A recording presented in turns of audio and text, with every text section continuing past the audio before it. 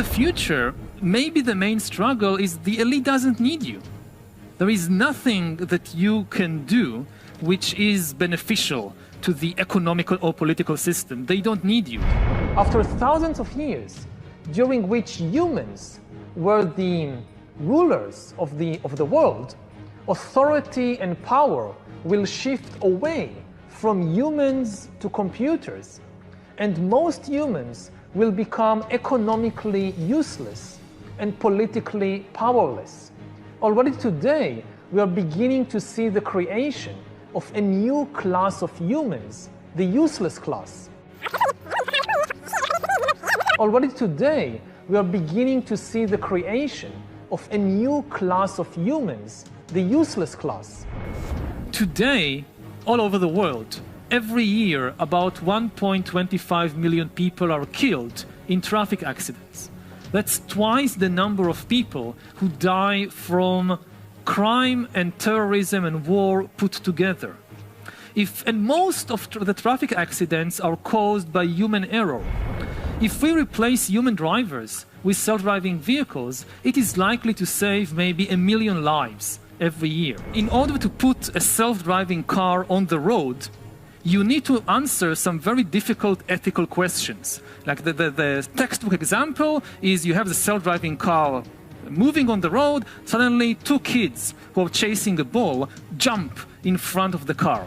And the car has to choose whether to drive forward and kill the 2 kids or swerve to the side, hit a coming lorry, and risk killing its owner who is asleep in the backseat. When you apply for a job later on in your life, chances are that your application will be processed by an algorithm and not by a human being. Sapiens, and it's written by Professor Yuval Noah Harari. And I found the book because it was recommended on a book list by Bill Gates and later Barack Obama as one of the most influential books that both of them had read within the last 10 years. So if it was good enough for them, I had to check it out, and it absolutely blew my mind. What does a world look like when it is dominated by super intelligent but non-conscious algorithms? We are in the process of acquiring divine abilities, of turning ourselves into gods. And I mean this in the most literal sense possible. It's not a metaphor. If you think about the abilities of gods according to various mythologies, we are now acquiring these abilities to ourselves. Like in the Bible, God is the creator. His chief power is to create. He creates animals and plants and humans according to his wishes. Now we are gaining this power to create life, just like God, and in a way we even go beyond the biblical God. Because even if you believe the Bible, the only thing God managed to create are organic beings. All these trees and giraffes and humans, they are just organic.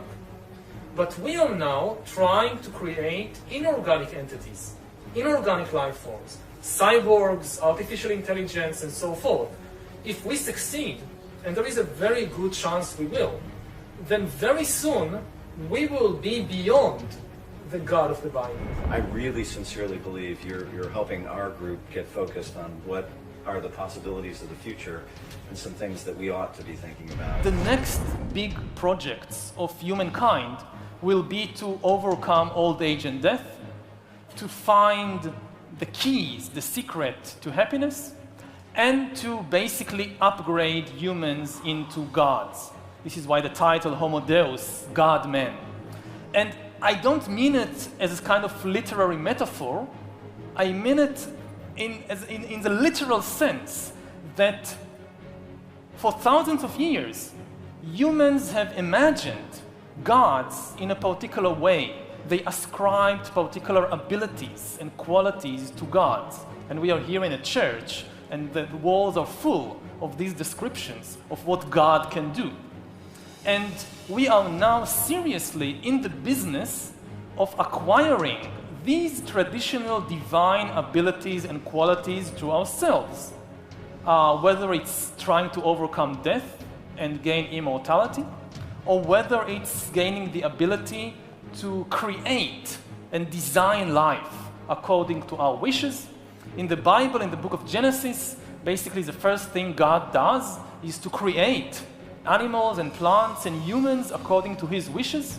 We are now trying to gain this divine ability to ourselves. It's very likely that in the 21st century, the main product, the most important products of the human economy will no longer be just vehicles and textiles and food and weapons. The main products will be bodies and brains and minds.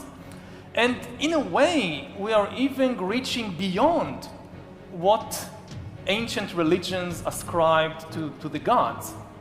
Because the gods, like Jehovah in the Bible, they could create only organic beings. If you're a creationist and you look at the world, so all these animals, all these plants, God created them and they're all organic. Now humans are trying to do better than that.